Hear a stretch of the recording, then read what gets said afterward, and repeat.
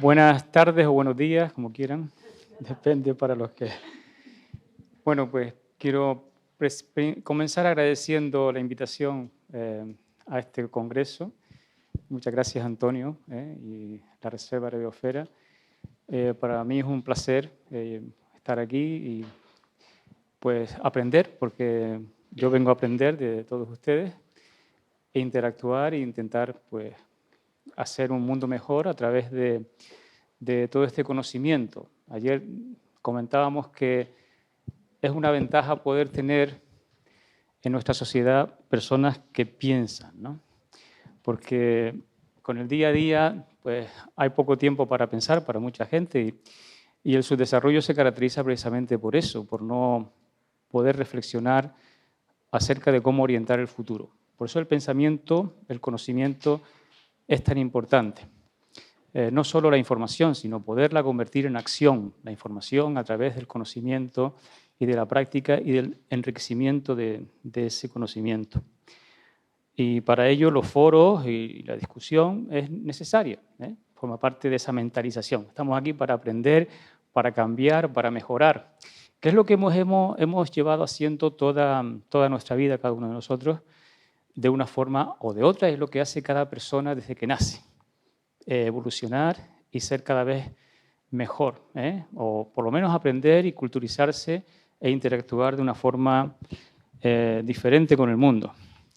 Y nuestro reto es precisamente desde esta esfera de conocimiento, porque los que estamos aquí hay que reconocer que somos unos privilegiados, porque no todo el mundo piensa como nosotros. O sea, que nosotros vemos el mundo desde nuestra óptica, desde nuestro conocimiento, pero nuestra tarea es intentar que el resto del mundo o el resto de personas pues entiendan nuestro planteamiento y vayan también cambiando para que pues el planeta sobreviva a la crisis que estamos visualizando y en la que nos estamos encontrando en estos momentos, ¿no? Y que nos hemos encontrado desde hace ya tiempo. Hemos evolucionado. ¿Cómo llegamos hasta aquí? ¿Qué podemos hacer para mejorar? Para que evitemos todos estos problemas que estamos teniendo y los corrijamos de alguna manera en esta evolución. Yo voy a ir respondiendo a algunas preguntas dentro del contexto del debate que ayer se planteaba, como punto de partida para la reflexión, como acopio a este debate, simplemente para dejarlo ahí y que pensemos sobre ello. Desde una perspectiva de desarrollo social y económico, desde una perspectiva de transformación social, desde una perspectiva del devenir, desde dónde venimos y hacia dónde vamos. La primera cuestión, como estamos en el tema del ecoturismo, ¿verdad? Y el ecoturismo pues siempre se ha planteado como una forma de turismo, pero no deja de ser turismo. O sea, la primera pregunta es, ¿pero qué es el turismo, verdad? ¿Qué es el turismo? ¿Por qué la gente viaja, se desplaza e interactúa con otras personas y con otras sociedades y con otros elementos del entorno? El ecoturismo no es más que turismo, es turismo también. Y como turismo tiene que ser manejado. Ya se ha mencionado antes en otra dirección, pero quiero dejar bien claro que el ecoturismo es otra forma de turismo y no tiene por qué ser ni bueno ni malo, aunque se quiera que sea bueno, pero eso es simplemente una condición de gestión que tiene que ser implementada. Por naturaleza, cualquier forma de turismo genera un impacto, una interacción con otros elementos del entorno a través de ese desplazamiento y de ese viaje. Y esa es la esencia del turismo. Hagámonos donde lo hagamos, en cualquier lugar, en cualquier zona geográfica o en cualquier entorno. No porque sea en la naturaleza es un mejor turismo que otro, ni no tiene por qué serlo, hay que gestionarlo y eso es lo que quiero dejar claro. Esa relación de los seres humanos con el entorno implica siempre un impacto. Hay una gran cantidad de impactos ambientales. En un paper reciente que hemos terminado, hemos revisado todos los impactos ambientales que se han evidenciado en los espacios naturales y son de una gran variedad, desde los impactos físicos, sociales y económicos, pues ha habido muchísimos impactos sobre los espacios naturales. Y esto va a ser cada vez más. ¿Por qué? Porque los viajes no paran de aumentar, la gente no quiere ir más que a otro sitio y la accesibilidad, que que es lo que definía a ese espacio natural remoto de ecoturismo pristino, primigenio, pues cada vez va a ser más fácil acceder a todos los lugares, como lo estamos viendo. En las islas nuestras, ¿quién podía pensar acceder a playas remotas que ahora se convierten en pues, peregrinaciones continuas de gente a esos lugares con todos los impactos que lamentablemente se generan por la falta de manejo, la falta de previsión, la falta de gestión de esas visitas, de lo que llamamos, entre comillas, ecoturismo, porque se hace en el espacio natural? Entonces yo quiero llamar la atención sobre ese tema, porque no todo debería ser accesible, y ya ayer alguien comentó en esta dirección. Hay que gestionar la accesibilidad, hay que gestionar la prevención de impactos. Y cuando hablamos de la reserva de la biosfera, de un territorio amplio, muy antropizado, con muchos sectores económicos donde incluso queremos que haya ecoturismo, todo ello debe ser también gestionado, debe ser manejado para que esos impactos pues, sean los mínimos posibles y no se generen, antes se hablaba del valor coste, voy a hablar también del valor, no se generen costes que son, por una parte, irreversibles y por otra parte, demasiado exagerados con respecto al beneficio que se va a generar con esa actividad. Todo tiene que tener una mesura, un balance. Y podemos elegir, podemos optar por diferentes formas de gestión. Si somos muy estrictos con la accesibilidad, decimos, bueno, pues no queremos que se visite, como se ha planteado en muchas ocasiones, a veces con buen criterio. O podemos decir, no, pues que se visite. Pero en cualquier caso, todas esas decisiones implican unos beneficios y unos costes, implican unos impactos que son mayores o menores dependiendo de cómo se tome la decisión. Y todo tiene que ser anticipado y evaluado y medido correctamente. Por eso los indicadores, para monitorizar todo el sistema y poder observar cómo evoluciona o anticipar esa evolución y no tomar las decisiones que al final son contraproducentes y frustrantes para el propio sistema social. Entonces, por eso el conocimiento, la información no es todo, es cómo se utilice esa información, cómo se implementa, cómo se lleva a la práctica la gestión a partir de esa información, porque al final podemos tener mucho conocimiento, pero si no lo utilizamos, si no lo sabemos implementar, no nos sirve para nada. Hay que interpretarlo. Y en la reserva de la biosfera podemos hablar de turismo, de muchos tipos de turismo. Por eso podemos decir que no solo se trata del ecoturismo, sino del turismo en la reserva, que podría ser un bioturismo, un bioreservaturismo, o un humanoturismo o antropoturismo. Al final estamos muy antropizados en la reserva, pero no todo es ecoturismo, porque lo que nosotros vemos aquí en nuestras latitudes de ecoturismo no tiene nada que ver con el ecoturismo que se hace en otras latitudes. Vamos, nada que ver, es la noche y el día completamente. Entonces, yo ayer lo decía, para que hubiese ecoturismo, en la literatura científica se habla de sitios muy inaccesibles, o sea, que hay que caminar, hay que ir en el coche como 100 kilómetros para poder llegar, mínimo. Y aquí no tenemos 100 kilómetros para poder desplazarnos a un sitio apartado.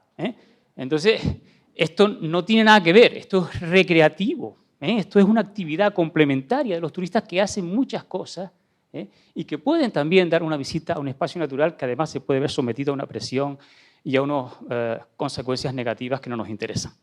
Entonces, también depende de la actividad que hagan y cómo lo hagan. O sea que gestionar el ecoturismo en una reserva de la biosfera depende de cómo se hace reserva, el tamaño que tenga, las actividades que se hagan, cómo de antropizada esté, en fin.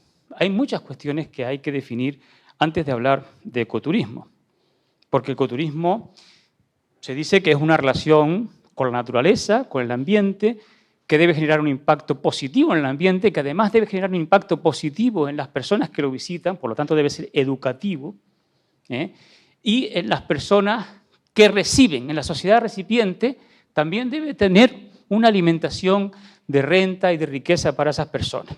Esa es la definición teórica del ecoturismo, todos esos elementos que he mencionado. Pero esa definición teórica no es más que una definición de sostenibilidad, ni más ni menos. Estamos hablando de un desarrollo sostenible dentro del espacio natural. Pero ya la visita, de hecho, por ser visita, no quiere decir que se cumplan esas condiciones, para nada. Absolutamente para nada. puede haber muchas visitas y se convierte en una visita que no enriquezca para nada al destino, como yo lo he visto en muchas latitudes. Puede ser una visita que no enriquezca ni siquiera al que lo visita porque va de una forma sonámbula visitando y sin saber lo que está viendo, ¿eh? O puede ser una visita que además incluso perjudica al medio natural, ¿eh? Entonces, claro, cómo se maneja esa visita es toda la cuestión del ecoturismo. Por eso, aquí viene el tema que nos compete en este congreso, la custodia. Hemos inventado ya la custodia. Vamos a custodiar estas reservas o este ecoturismo. ¿Cómo podemos custodiar? ¿Pero qué significa custodiar? Custodiar es mantener algo para que no sea amenazado, no sea cambiado el valor que tiene esa cosa. No se le produzca una amenaza, que lo rapten, que lo roben. Es custodiar, es vigilar en realidad. Vigilar, pero si vigilamos algo es porque tiene valor. Luego, la custodia está totalmente relacionada al valor de algo. Luego, primero, antes de custodiar, hay que ver los valores, porque si no, ¿para qué nos podemos custodiar? Hay que ver dónde están los valores, cuáles son los valores de ese territorio.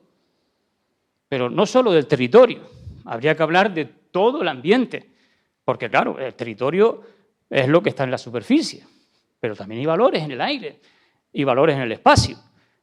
Entonces, estamos hablando de algo muy serio, llevando la discusión por custodia de algo muy limitado cuando en realidad lo que interesa desde el punto de vista social es un aspecto mucho más amplio. Pero muy bien por la custodia, porque implica una decisión de conservar, de preservar, de gestionar, de implicar, de arrimar el hombro, como antes se decía, con los stakeholders, con los grupos de presión, con toda la sociedad para que se involucre. Y eso en nuestras latitudes es algo también que viene de la Luna, porque aquí nunca se ha pensado en eso, ¿no? Y es bueno que empecemos a pensar que es importante que todos negociemos, como decían esta mañana los precursores que me precedían en el debate. Conversar y preservar, decían. Conversar y conservar.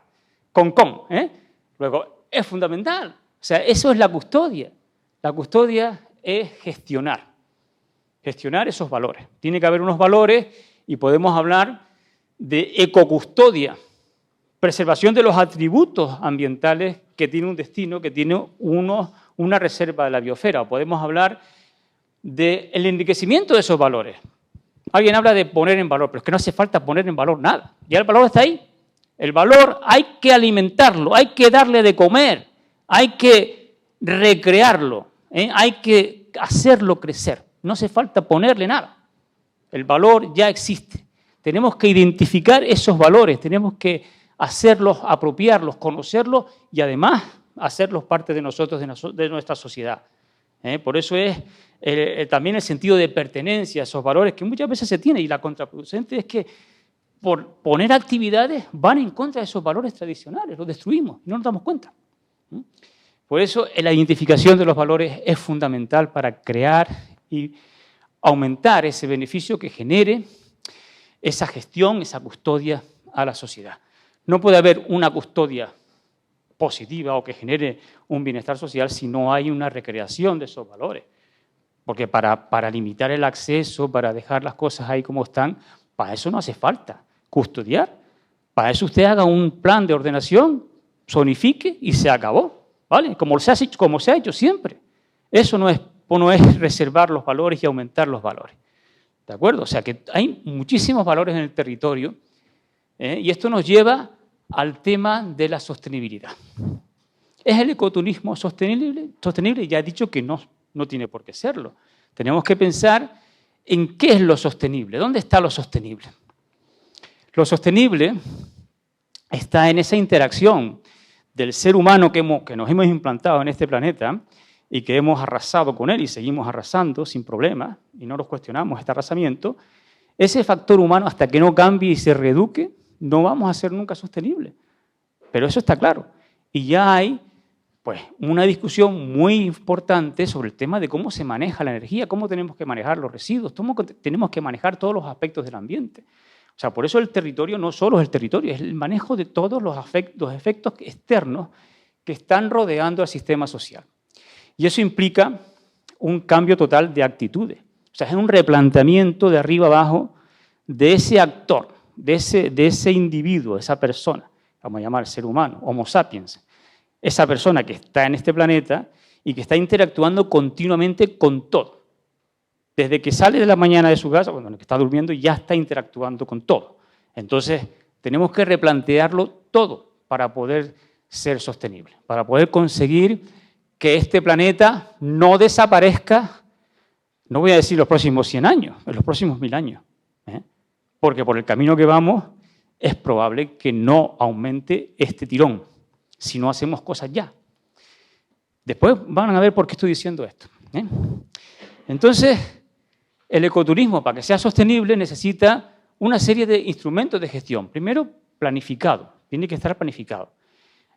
Hacer un uso de los recursos inteligente, valorizando esos recursos, preservándolos, integrándolos en el uso de la sociedad para que no se deterioren, para que no sufran un desgaste y una extinción. Además, tiene que haber acompañada una viabilidad social, un retorno a las comunidades locales y que todos los actores sean responsables de sus acciones y consecuentes con las mismas. Ello implica muchas veces también regulaciones, pero no solo regulaciones, incentivos, persuasiones, comunicaciones. Todos los instrumentos van en la misma dirección, a involucrar a todos los agentes, privados, públicos, a todos los operadores turísticos y los turistas, que los turistas también hay que darles de comer. Me refiero a comer conocimiento, no solo el restaurante, sino que entiendan lo que están adquiriendo con esa visita. Y todos tienen que estar sincronizados. Y eso no es fácil, porque hay que poner en juego muchos elementos en esa sincronización. La gestión es muy importante. Debe de conducir esa sostenibilidad, además, a la conservación, como ya he dicho, e implicado en ello, un elemento importante es la pequeña escala. No se puede hablar de grandes cantidades, porque la experiencia en los espacios naturales, si eso se convierte en una gran cantidad de gente visitándolo, vamos, ya no es una experiencia como podría ser íntima, respiratoria, saludable, se comentaba antes. ¿Qué salud vas a tener si estás tropezando con todo el mundo? No puede ser. O sea, tú quieres tener ese contacto con la naturaleza. Entonces, tiene que haber unos códigos de conducta, en lo que implica también la gestión, los centros de visitantes o la virtualización de muchas experiencias, la compatibilidad entre virtualidad y realidad para evitar la excesiva presión. Ayer comentaba Carlos que una de las preguntas que habíamos hecho en unas investigaciones era si la persona, pensando que puede afectar negativamente a un espacio natural, no lo visitaría. Hay muchos turistas, cuando hacen esa reflexión, dicen, pues no voy, porque la voy a afectar demasiado negativamente, no me interesa. O sea, hay que tener un equilibrio entre experiencia y el daño que vas a generar, que al final te revierte en tu satisfacción. Entonces, por eso la guianza, que en el mundo que estoy comentando del ecoturismo científico, de investigación y tal, pues la guianza es muy importante, porque estamos hablando de sitios muy apartados, donde hay que llegar con guía. Entonces, la formación de esos guías, la implicación de esos guías en el ecoturismo, en las comunidades locales, la dinamización de las rentas, etcétera, son muy importantes. Por ello, la planificación, de acuerdo con la zonificación, debe de diseñar todas esas actividades integradas en el entorno. Diseñar los sitios para los visitantes, diseñar las infraestructuras y cómo se generan esos ingresos, pero de una forma también equilibrada. No se trata de generar ingresos por ingresos para que alimenten la preservación y alimenten el bienestar de las comunidades locales. Porque a veces decimos, no, mucha economía, pero la economía también tiene su dinámica y empieza todo el mundo a hacer negocios y empieza todo el mundo a hacer hoteles y apartamentos y al final también es contraproducente. No se trata de eso. Por eso el monitoreo y los guías deben de participar también en ese plan de manejo sostenible.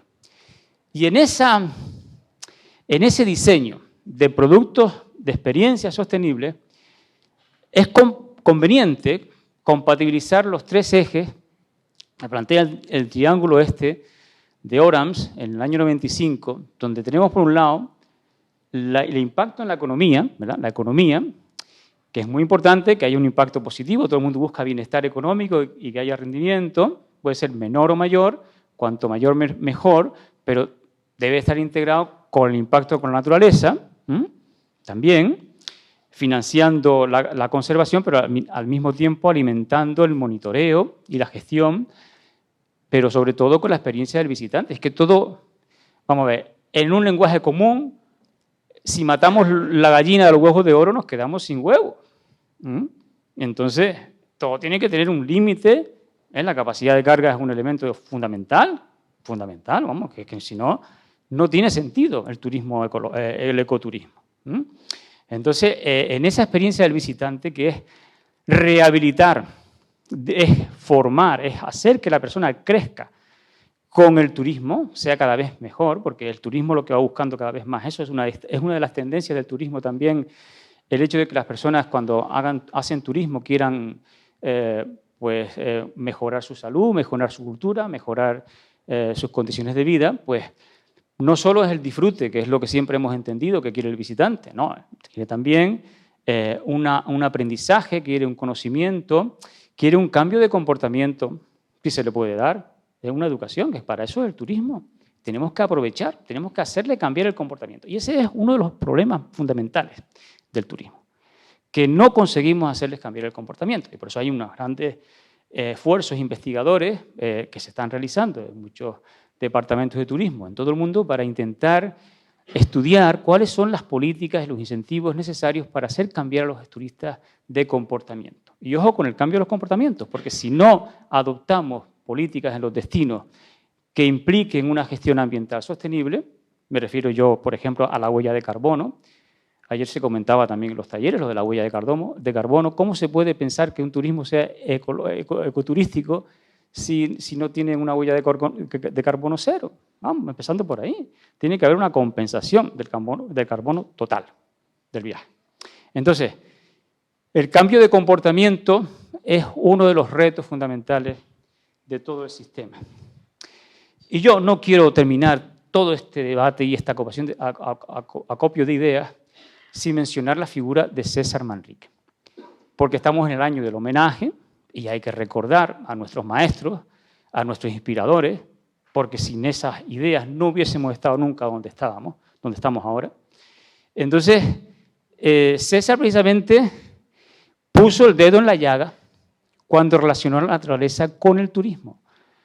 Cogió elementos de la naturaleza y los revirtió en más valor, los recreó artísticamente para generar más valor para que el turista pudiera entender lo que esa naturaleza le estaba ofreciendo. Y eso es lo que decía él. Es que los turistas pueden tener mucha información, mucho conocimiento, pero si no le explicamos el conocimiento, si no se lo interpretamos, si no se lo revalorizamos, no sirve para nada. Se van a ir por todo el mundo como van ahora. Es que ustedes tienen que ver a los turistas como van ahora.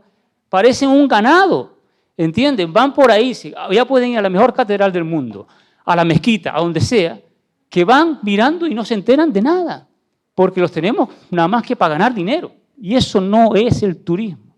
Y ya este señor, este artista, este creador, lo estaba diciendo hace más de 30 años, ¿vale? Que hay que rehabilitar esos valores, hay que interpretarlos, hay que llevarlos para que los turistas lo entiendan de verdad y, por lo tanto, cambien su comportamiento, porque del entendimiento pasa al cambio de comportamiento y al tomar una decisión más respetuosa con ese medio. Yo estoy seguro que todos los turistas que han ido a Lanzarote se han beneficiado de estas recreaciones del patrimonio natural que hizo César, entendiendo que la naturaleza les ofrece algo más que un disfrute, les ofrece algo más que una mera experiencia turística. Y se han ido a sus casas pensando, oye, pues sí, es que tengo que preservar, porque si no lo preservo, yo pierdo todas esas oportunidades de hacer algo mejor con el ambiente.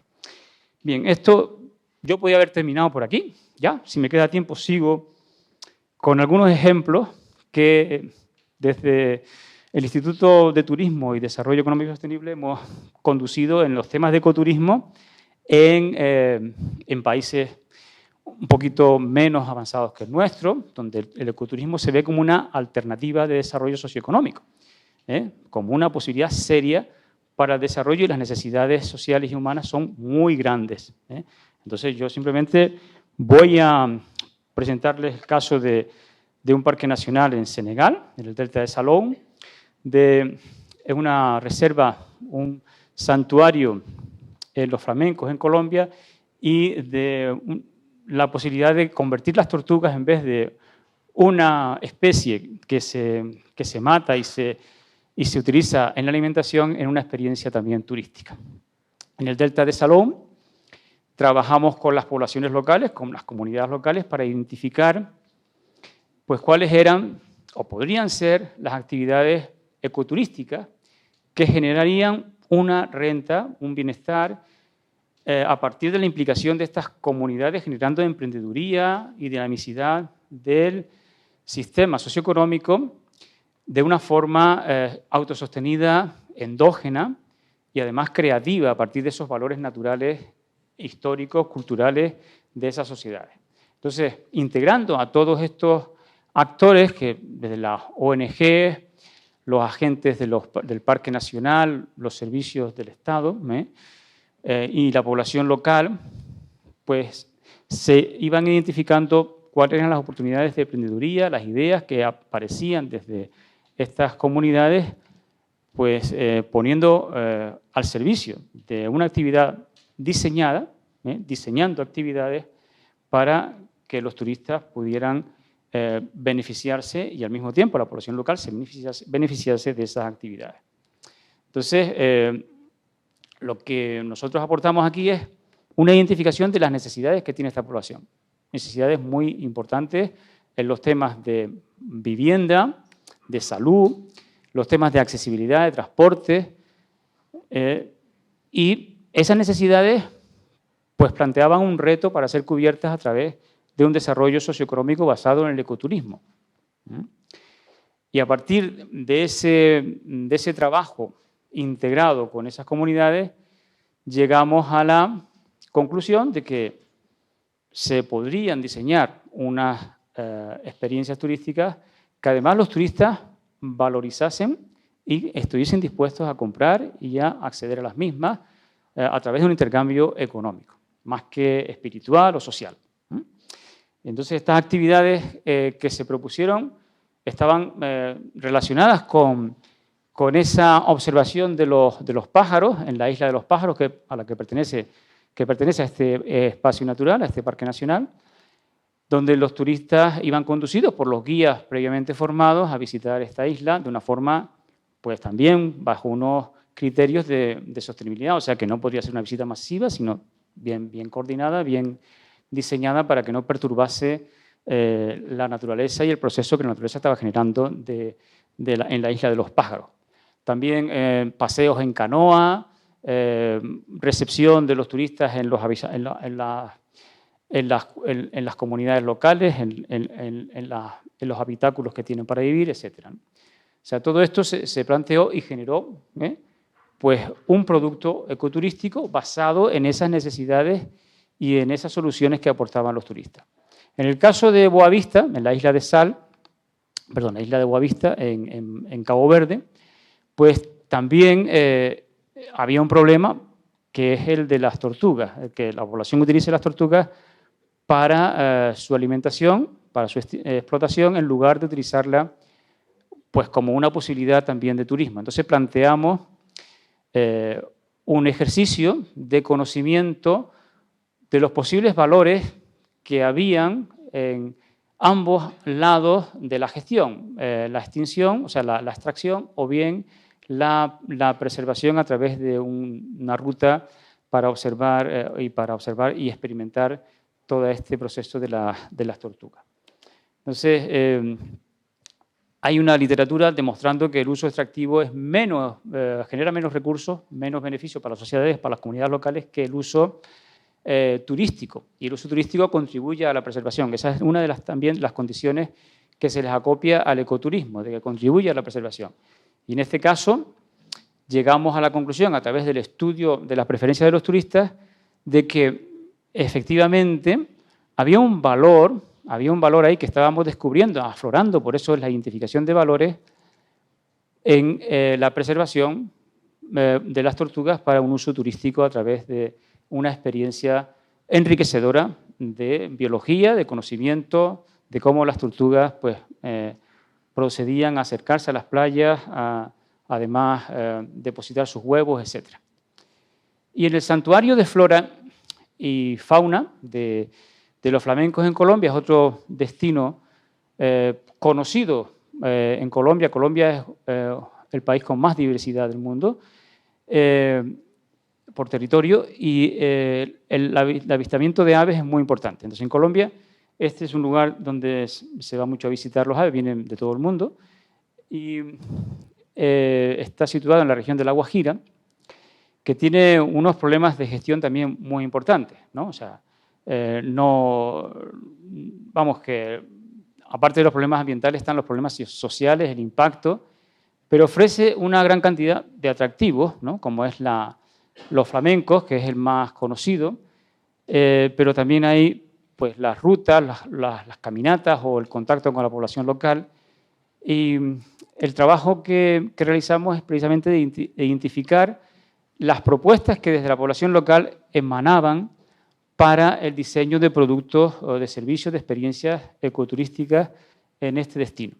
Utilizamos un método de inmersión también, de meternos en las comunidades, de interactuar con ellas y empezando a anotar y a puntuar todo ese tipo de propuestas para comprender cuál era la necesidad y cómo había que solucionar esas necesidades. Y entendimos que la guianza era una actividad pues, muy apetecible, muy interesante por parte de esas comunidades para involucrarse en la prestación de servicios turísticos. Llegando a la propuesta de una serie de acciones de mejora de la actividad de guianza de esas comunidades a través de la formación, a través del marketing, del diseño de la actividad, que mejoraría el servicio y la integración de las comunidades en el servicio turístico. La observación, las tardes de ranchería, el alojamiento con restauración. En conclusión, se entiende que la población es importante, que tiene que desarrollar una resiliencia con respecto a esa interacción con el turismo, pero además un aprendizaje y una propuesta de valor en esa integración. De modo que haya una continuidad, que no sea pan para hoy, hambre para mañana, sino que las generaciones futuras también se beneficien, modificando la imagen que tenía ahora el santuario, donde hay unos problemas de gestión de la basura, sobre todo de los plásticos, de las bolsas muy importantes. Y hay un proverbio wayú que no se ve muy bien aquí, que dice que todo lo que pasa a la tierra, wayú son los indios, las comunidades locales de este lugar, en La Guajira, que dice que todo lo que le pasa a la tierra le pasará al hombre. Y eso es realmente una realidad. Ellos ven que la naturaleza se muere y puede ser que nosotros también nos muramos. Por lo tanto, esa realmente es una de las conclusiones más importantes. Si no gestionamos esta relación con la naturaleza, muy difícilmente vamos a ser sostenibles en el futuro. El turismo es turismo, no le podemos llamar de otra forma, sea en naturaleza, sea donde sea. Hay que gestionarlo adecuadamente, hay que rediseñar y aportar más valor a lo que tenemos, preservando esos valores, identificando las fuentes de valor. Son importantes tanto las poblaciones locales como los visitantes, o sea, todos los actores tienen que estar integrados y la naturaleza es una fuente de valor y de renta en ese contexto si se hace una buena gestión y una buena planificación de esa integración. Si no, muy difícilmente vamos a conseguir un buen ecoturismo. Muchas gracias.